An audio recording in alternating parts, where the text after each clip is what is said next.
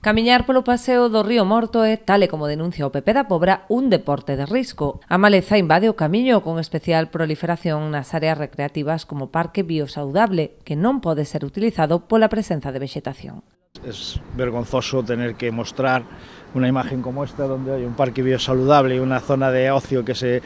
construyó con el esfuerzo económico y con el trabajo de muchas personas ya hace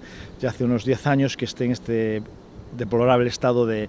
mantenimiento y de dejadez. No sabemos si es que quieren convertir los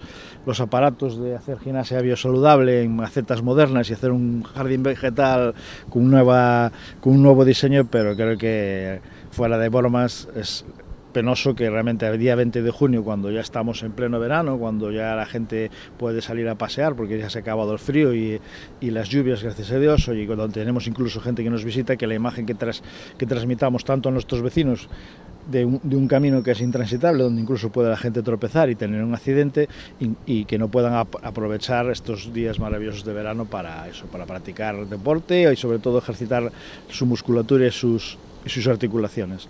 Reclaman ao Goberno municipal que acometa o correcto mantemento non só deste espazo, senón tamén doutras moitas vías do termo municipal que, din, se atopan en estado de práctico abandono. No es solo este paseo, en este paseo incluso es más deplorable, porque realmente es un paseo que se humanizó para que la gente lo disfrutara, pero vas a cualquier camino y plaza de nuestro municipio, incluso las del centro, las calles todas empedradas, están todas llenas de verdín,